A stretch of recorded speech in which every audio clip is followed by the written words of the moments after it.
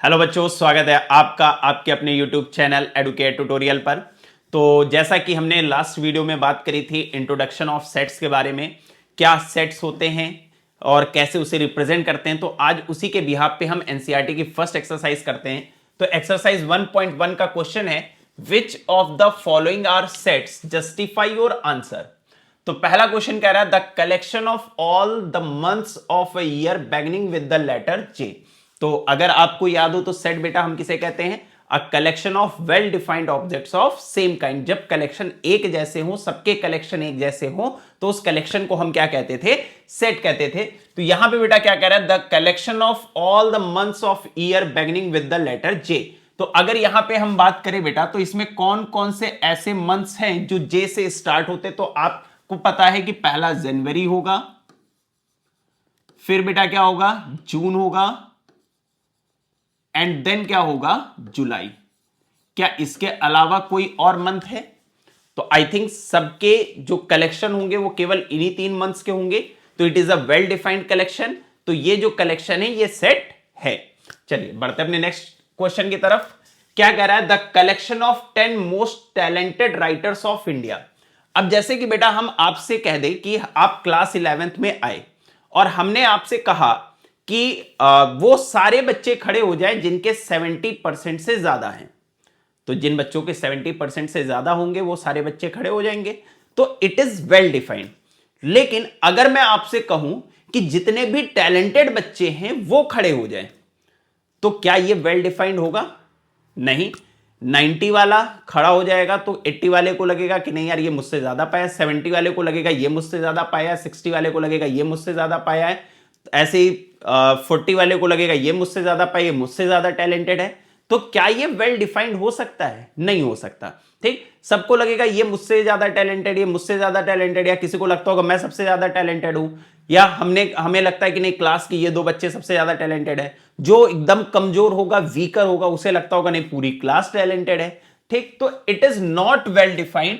तो ये वाला जो सेट है, कलेक्शन है बेटा, the collection of 10 most talented writers of India, तो सबको अलग अलग राइटर टैलेंटेड लगते होंगे। तो इस वजह से ये वेल डिफाइंड कलेक्शन नहीं है, तो it is not a set. तीसरे की अगर हम बात करें, a team of 11 best cricket batsman of the world. तो सबके कलेक्शन क्या होंगे बेटा? किसी को लगता होगा धोनी बढ़िया बैट्समैन है, किसी को लगता होगा कोहली बढ़िया बैट्समैन है, किसी को लगता होगा सचिन तेंदुलकर, किसी को रिक्की पॉन्टिंग, है ना। तो सबके अपने अलग अलग कलेक्शन होंगे। तो ये वेल डिफाइंड नहीं है, तो it is not a set. अगर नेक्स्ट क्वेश्चन की बात करें बेटा, the collection of all boys in your class. तो अगर मैं आपकी क्लास में आकर आपसे कहूं कि सारे लड़के खड़े हो जाएं, तो क्या इसमें कोई वेरिएशन होगा? नहीं होगा। जितने भी लड़के हैं वो सारे लड़के क्या हो जाएंगे, सेपरेट हो जाएंगे। क्या कोई और टीचर आके कहेगा सारे लड़के खड़े हो जाए, तो क्या उतने बच्चे नहीं होंगे? तो सबके कलेक्शन क्या होंगे, एक जैसे होंगे। तो इट इज वेल डिफाइंड। तो the collection of all boys in your class, तो बेटा it is well defined collection, तो इट इज अ सेट। फिर नेक्स्ट क्या कह रहा है, the collection of all natural numbers less than 100। तो बेटा इसमें क्या होगा, सबको पता है नेचुरल नंबर 1 से स्टार्ट होते हैं, तो 1 2 3 4, और ये कहां तक जाएगा बेटा, 99 तक। ऐसा तो नहीं किसी के 99 से ज्यादा या 99 से कम एलिमेंट होंगे, सबके कलेक्शन एक जैसे आएंगे, तो इट इज अ सेट। चलिए बढ़ते अपने नेक्स्ट क्वेश्चन की तरफ। A collection of novels written by the writer Munshi Premchand. तो ऑब्वियस सी बात है कि जितने भी कलेक्शन मुंशी प्रेमचंद के हैं, तो जिससे जो भी कलेक्शन लेगा वो मुंशी प्रेमचंद के ही कलेक्शन लेगा। ऐसा तो नहीं कि कोई महादेवी वर्मा का कलेक्शन ले लेगा या कोई नॉवेल जयशंकर प्रसाद की उठा लेगा। तो जो भी कलेक्शन लेगा वो किसके लेंगे, मुंशी प्रेमचंद के लेंगे। तो इसमें बेटा ये it is a well defined collection, तो इट इज अ सेट। फिर नेक्स्ट क्या कह रहा है, the collection of all even integers. तो ऑब्वियस सी बात है, सबको पता है इवन नंबर्स क्या होते हैं, इवन इंटीजर्स क्या होते हैं। तो इसमें भी कलेक्शन कैसे आएंगे बेटा, सेम आएंगे, 2 4 6 8 -2 -4 -6 0। ठीक, तो ये सब क्या है बेटा, इसमें ये इट इज वेल डिफाइंड है, तो ये क्या हो जाएगा, ये सेट हो जाएगा। नेक्स्ट क्वेश्चन क्या कह रहा है, the collection of questions in this chapter. तो आपके पास जैसे क्लास 11th की आपके पास एनसीईआरटी है, और मैंने कहा collection of all questions in your book in the chapter of set. तो कहने का मतलब है सेट चैप्टर में जितने भी क्वेश्चन आपकी बुक में उन सबका कलेक्शन। तो करना क्या है, सबके कलेक्शन एक जैसे होंगे, बुक में जितने भी क्वेश्चन है वो क्वेश्चन उठा के वो बच्चा अगर एक जगह कलेक्शन ले ले तो it is a well defined collection. ठीक, तो the collection of questions in this chapter, तो ये बेटा क्या हो जाएगा, सेट हो जाएगा। नेक्स्ट क्या है, collection of most dangerous animals of the world. तो अगर बेटा मैं बात करूं most dangerous animals of the world, तो कोई कहेगा कि लॉयन, कोई कहेगा कि नहीं एनाकोंडा। तो बेटा अगर आप कुछ वीडियोस यूट्यूब पे देखते होंगे तो कुछ लोग शेर भी पाल के रखते हैं, उन्हें शेर से भी नहीं डर लगता। लड़कियों को छिपकली से, कॉकरोच से डर लगता है, लड़कों को नहीं डर लगता। तो लड़कियों के लिए डेंजरस एनिमल कॉकरोच भी हो गया, छिपकली भी हो गई। लड़कों को नहीं डर लगता तो उनके लिए डेंजरस एनिमल नहीं। कुछ लोगों के लिए कुत्ते बड़े डेंजरस एनिमल होते हैं, लेकिन कुछ लोग कुत्ते पालते हैं, उन्हें कुत्तों से नहीं डर लगता है। तो सबके लिए बेटा डेंजरस जो है वो अलग अलग डिफाइन होगा और उसके लिए अलग अलग डेंजरस एनिमल होंगे। तो it is not well defined collection, तो ये सेट नहीं होगा। आई होप आपको सेट जज करने आ गया होगा। चलिए बढ़ते अपने क्वेश्चन नंबर 2 की तरफ। क्या कह रहा है, let a equals to 1 2 3 4 5 6 insert the appropriate symbol. हमने आपको इंट्रोडक्शन में बताया था कि ये जो साइन है बेटा ये बिलोंग्स टू का होता है और ये जो साइन होता है डज नॉट बिलोंग्स टू का होता है। इसका मतलब कि अगर एलिमेंट सेट में है तो this element is belongs to set A, और अगर एलिमेंट उस सेट में नहीं है तो डज नॉट बिलोंग्स टू। तो सेट ए के एलिमेंट बेटा आपको दे रखे 1 2 3 4 5 6। आपसे कह रहा 5 belongs to A, does not belongs to A. तो क्या 5 इस सेट में है? यस। तो आप क्या कहोगे, 5 बिलोंग्स टू सेट ए। अगर मैं 8 की बात करूं तो क्या 8 इस सेट ए में है बेटा? नहीं है। तो आप क्या कहोगे, 8 does not belongs to set A. ठीक, क्लियर? I hope. अगर मैं बात करूं 0 की, तो 0 क्या बेटा इस सेट में है? नहीं है। तो आप क्या कहोगे, 0 does not belongs to set A. अगर मैं फोर्थ क्वेश्चन की बात करूं 4, तो क्या बेटा 4 इस सेट में है? तो आप क्या कहोगे, 4 बिलोंग्स टू सेट ए। अगर मैं 2 की बात करूं बेटा तो 2 क्या सेट ए में है? तो आप कहोगे yes sir 2 belongs to set A. अगर मैं 10 की बात करूं तो 10 क्या बेटा इस सेट में है कहीं? क्या इस सेट के अंदर आपको 10 दिख रहा है? नहीं दिख रहा है। इसका मतलब 10 does not belongs to set A. I hope आपको यह समझ में आया होगा। चलिए बढ़ते अपने नेक्स्ट क्वेश्चन की तरफ। चलिए बढ़ते अपने क्वेश्चन नंबर 3 की तरफ। क्या कह रहा है बेटा, write the following sets in roster form. x is an integer and x is greater than and equals to -3 and less than 7। x की वैल्यू -3 के बराबर है और -3 से बड़ी है और 7 से क्या है, छोटी है। तो सेट A के एलिमेंट बेटा क्या हो जाएंगे अपने पास? पहली चीज -3 के बराबर और दूसरी चीज बेटा क्या कह रहा है, इंटीजर। इट मींस आपको पता होगा इंटीजर नॉन डेसिमल नंबर्स होते हैं। तो -3 -2 -1 0 1 2 3 4 5 6। बट हम 7 नहीं ले सकते, क्यों? क्योंकि यहां पे बेटा क्या कह रहा है, x is less than 7 equals to का साइन नहीं लगा है। तो ये हमारा फर्स्ट क्वेश्चन हो गया। अगर मैं इसके सेकंड पार्ट की बात करूं बेटा, x is a natural number less than 6। तो आपको पता है बेटा नेचुरल नंबर 1 से स्टार्ट होते हैं, तो 6 से छोटे। तो यहां पे बेटा सेट B के एलिमेंट क्या हो जाएंगे, 1 2 3 4 एंड 5। आई होप क्लियर होगी ये बात। चलिए बढ़ते अपने थर्ड क्वेश्चन की तरफ। x is a 2 digit natural number such that the sum of its digit is 8। हमें वो 2 डिजिट नंबर लेने हैं जिनका सम 8 हो। तो बेटा आप कैसे सोचोगे कि सबसे स्मॉलर नंबर 2 डिजिट में क्या होता है, 10। तो अब ऐसा कौन सा नंबर होगा जिनका सम 8 हो? तो पहला नंबर 2 डिजिट में बेटा क्या होगा, अगर आप ऐसे सोचो, मैं यहां लिख देता हूं सेट सी। अगर बेटा मैं 10 की बात करूं तो 10 की अगर मैं बात करूं तो मतलब ये जो 2 डिजिट है इनका सम, तो इनका सम बेटा क्या हुआ, 1। अगर मैं 11 की बात करूं तो 1 + 1 2। तो हमें ऐसा 2 डिजिट नंबर चाहिए जिसका सम क्या होना चाहिए, 8 होना चाहिए। तो बेटा अगर मैं बात करूं 17, तो आप कहोगे सर 1 + 7 8 होता है। तो ये 2 डिजिट नंबर है जिनके डिजिट्स का सम क्या है बेटा, 8 है। तो हम 17 ले सकते हैं। फिर 2 में आओ बेटा तो 26, 3 में आओ 35, 4 में आओ 44, 5 में आओ 53, 6 में आओ 62, 7 में आओ तो बेटा 71, फिर 80। ठीक, 2 डिजिट नंबर है। इसके बाद बेटा क्योंकि 9 आ जाएगा तो 9 में कुछ भी ऐड होगा तो ऑब्वियस सी बात है वो 8 से ज्यादा है।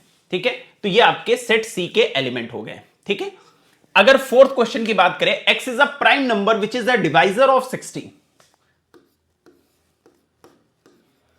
पहले हम डिवाइजर ऑफ 60 लिख लेते हैं बेटा कि 60 के डिवाइजर कौन कौन से हैं, मतलब 60 को कौन कौन से नंबर डिवाइड करते हैं। तो पहला हो गया बेटा 1 2 3 4। आपसे क्या कह रहा था, prime number which is divisor of 60। तो प्राइम नंबर होना चाहिए और 60 को क्या करता हो, डिवाइड करता हूं। 1 डिवाइड करेगा बेटा, 2 डिवाइड करेगा, 3 डिवाइड करेगा, 4 डिवाइड करेगा, 5 डिवाइड करेगा, 6 डिवाइड करेगा। तो 60 को 2 भी डिवाइड करता है, 3 से 20 टाइम्स, 4 से 15 टाइम्स, 5 से 12 टाइम्स, 6 से 10 टाइम्स। ठीक, उसके बाद बेटा ये किससे डिवाइड होगा, 10 से डिवाइड होगा, 12 से डिवाइड होगा। अब जितने भी नंबर होंगे बेटा जो इसको डिवाइड करेंगे, 15 डिवाइड करेगा। तो अगर आप एक चीज देखिए बेटा, तो अब जो नंबर आपको मिल रहे हैं, जो भी नंबर 60 के डिवाइजर हैं, वो कैसे मिल रहे हैं, कंपोजिट नंबर। कंपोजिट नंबर का मतलब जिनके एक से ज्यादा फैक्टर हो। तो यहां पे बेटा आपसे क्या कह रहा था, x is a prime number which is divisor of 60। कैसा होना चाहिए, प्राइम नंबर होना चाहिए। तो आपको पता है कि प्राइम नंबर, जो नंबर खुद से डिविजिबल हो, 1 से डिविजिबल हो या खुद से डिविजिबल हो, वो क्या होते हैं, प्राइम नंबर होते हैं। अब जो भी आगे नंबर मिल रहे हैं बेटा, वो कैसे मिल रहे हैं, कंपोजिट नंबर मिल रहे हैं। और हमें जो इसमें एलिमेंट्स लिखने हैं वो कैसे होने चाहिए, प्राइम नंबर। तो 1 प्राइम होता नहीं बेटा, तो 2 is a prime number, 3 is a prime number, 5 is a prime number. इसके बाद जितने भी नंबर मिलेंगे बेटा वो कैसे मिलेंगे, कंपोजिट नंबर मिलेंगे। तो हमें केवल प्राइम नंबर लिखना है जो 60 को डिवाइड करते हो। तो इसमें बेटा एलिमेंट क्या आ जाएगा, 2 3 5। आई होप क्लियर होगा। चलिए बढ़ते हैं नेक्स्ट क्वेश्चन की तरफ। क्वेश्चन नंबर 5 क्या कह रहा है, E the set of all letters in the word trigonometry. तो अगर बेटा हम ई की बात करें तो सेट में हम एलिमेंट रिपीट नहीं करते हैं। तो यहां पे पहले बेटा टी है तो हमने टी लिख दिया, फिर आपके पास आर है तो बेटा हमने आर लिख दिया, फिर आई है आई लिख दिया, देन जी है जी लिख दिया, फिर हमने बेटा ओ लिख दिया, फिर हमने एन लिख दिया, क्योंकि ओ हम एक बार यूज कर चुके हैं। अब एम लिख देंगे, देन ई लिख देंगे, फिर टी बेटा हम एक बार लिख चुके हैं, आर हम एक बार लिख चुके हैं, बचा क्या, वाई। तो ये सेट बन जाएगा। चलिए बढ़ते अपने नेक्स्ट क्वेश्चन की तरफ। The set of all letters in the word better. तो एफ सेट जो होगा बेटा वो क्या बन जाएगा, पहला एलिमेंट क्या है, बी, बी लिख दिया, फिर क्या है ई, ई लिख दिया, टी बेटा 2 बार रिपीट हो रहा तो एक बार लिखेंगे, फिर अगला क्या टर्म आया ई, वो हम लिख चुके हैं, फिर क्या बचा है बेटा आर। तो ये बन गया बेटा आपका सेट एफ। आई होप क्लियर होगा। चलिए बढ़ते हैं अपने नेक्स्ट क्वेश्चन की तरफ।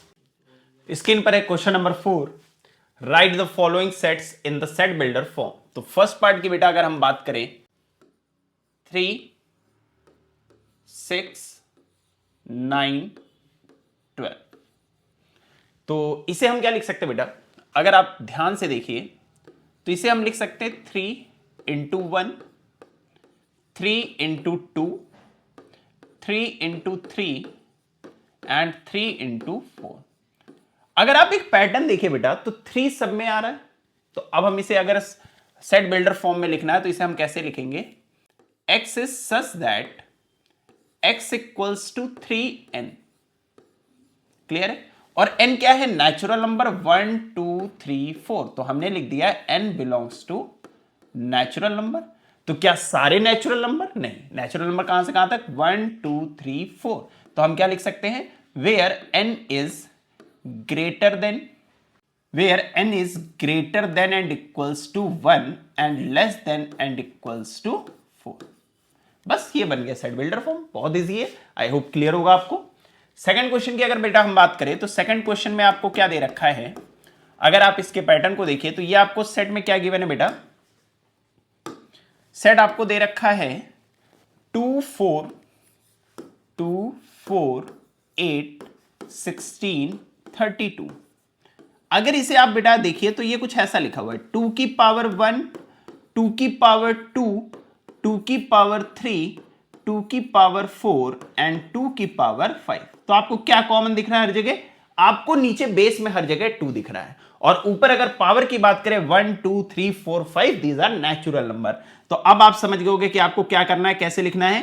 x is such that x की power 2n where n belongs to natural number, और n नेचुरल नंबर कहां से कहां तक होने चाहिए?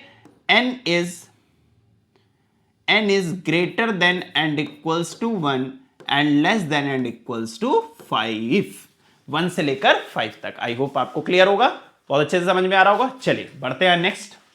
थर्ड क्वेश्चन क्या कह रहा है बेटा आपको? थर्ड क्वेश्चन में आपको बेटा दे रखा है 5, 25, 125, 625।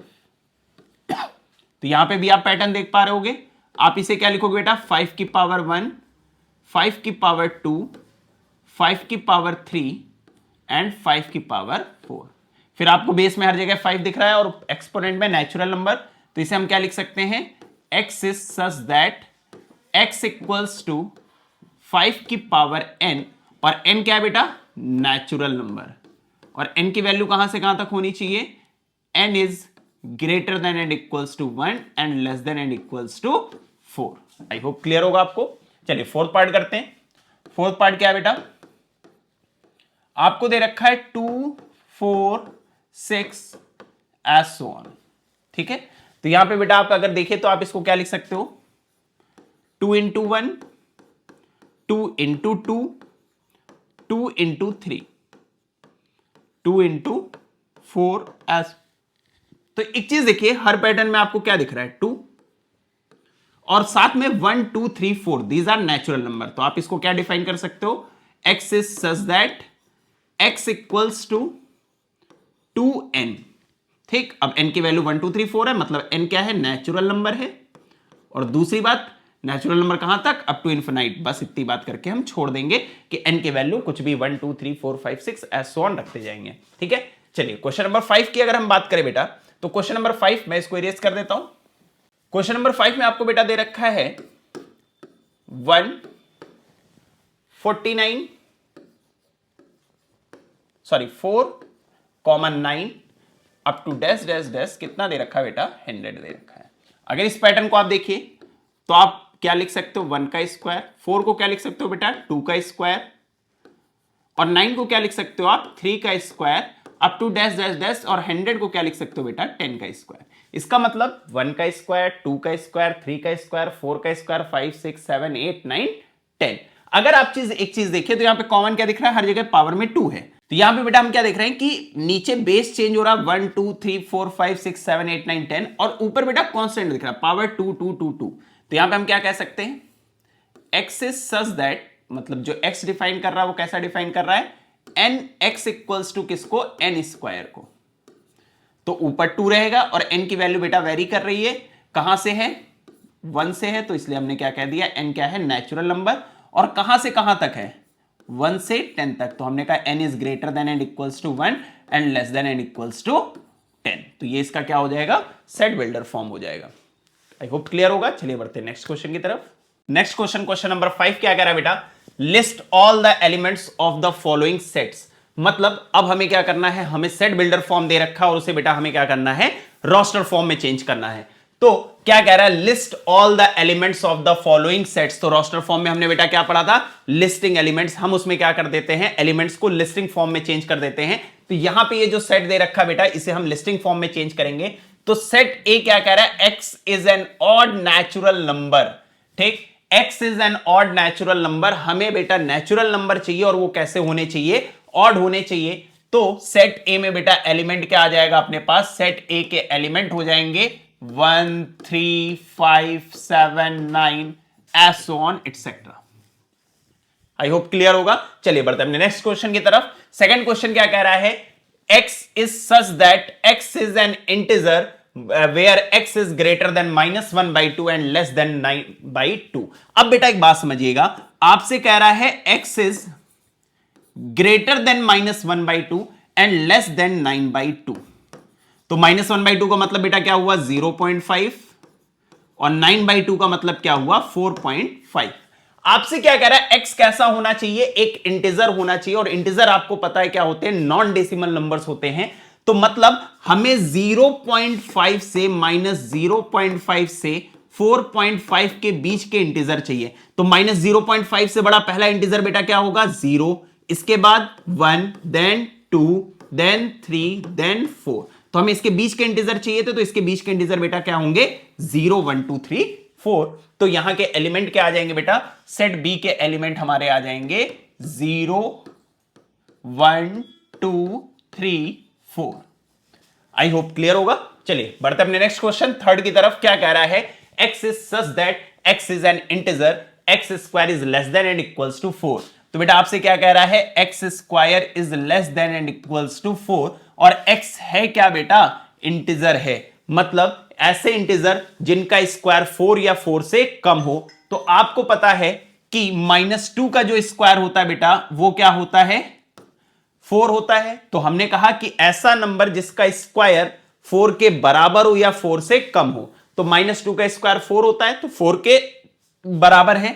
देन अगर बेटा हम -1 की बात करें तो -1 का स्क्वायर 1 होगा जो कि 4 से छोटा है। अगर हम 0 की बात करें तो 0 का स्क्वायर 0 होगा जो कि 4 से छोटा है। फिर 1 का स्क्वायर 1 होता है जो कि 4 से छोटा है। अगर मैं 2 की बात करूं तो 2 का स्क्वायर 4 होता है। ठीक, तो हमें एक ऐसे नंबर्स, ऐसे इंटीजर्स चाहिए थे, इंटीजर्स विदाउट डेसिमल नंबर्स। तो हमें वो विदाउट डेसिमल नंबर्स या वो इंटीजर्स चाहिए थे जिनका स्क्वायर 4 या 4 से कम होना चाहिए। तो हाँ, यहां पे -2 और 2 का स्क्वायर 4 होता है, और बाकी -1, 0 एंड 1 का जो स्क्वायर है वो 4 से कम होता है। हमें वो इंटीजर चाहिए थे जिनका स्क्वायर 4 या 4 से कम हो। तो बेटा जो यहां के एलिमेंट आएंगे, सेट सी जो होगा, इसके एलिमेंट्स हमारे बेटा क्या हो जाएंगे, -2, -1, 0, 1, 2। आई होप क्लियर होगा। चलिए बढ़ते अपने नेक्स्ट क्वेश्चन की तरफ। नेक्स्ट क्वेश्चन क्या कह रहा है हमारा, fourth question, x is a letter in the word loyal. तो आपको तो ये पता ही है, ये आप कर लोगे। आपको सिर्फ क्या लिखना है, L, O, Y, A, क्योंकि L हम एक बार लिख चुके हैं तो अब इसको रिपीट नहीं करेंगे। तो नेक्स्ट क्वेश्चन क्या है, question number 5, X is such that X is a month of a year not having 31 days। मतलब जिसमें 31 डेज नहीं होते। तो ये छोटी क्लास से हम पढ़ते आ रहे हैं, हम इससे कैलकुलेट करते हैं कि कौन सा 31 का मंथ होगा, कौन सा 30 डेज का मंथ होगा। हमें कैसे मंथ चाहिए जो 31 डेज से कम है। तो बेटा देखिए, पहला January 31 days, February which is less than and equals to 29, या तो 29 का होता है या 29 से कम होता है, लेकिन हमें तो चाहिए जो 31 डेज से क्या होते हो, कम होते हो। तो पहला इसमें क्या आ जाएगा, अगर मैं एफ सेट की बात करूं बेटा, ई सेट की अगर मैं बात करूं तो इसमें क्या आएगा, पहला मंथ क्या हो जाएगा, फेब, मतलब फेब्रवरी। तो जनवरी, फेब्रवरी, मार्च 31 डेज का हो गया। अप्रैल, तो नेक्स्ट क्या आ गया बेटा, अप्रैल। तो जनवरी, फेब्रवरी, मार्च, अप्रैल, मई, जून। तो नेक्स्ट 30 डेज का क्या हो गया बेटा, जून।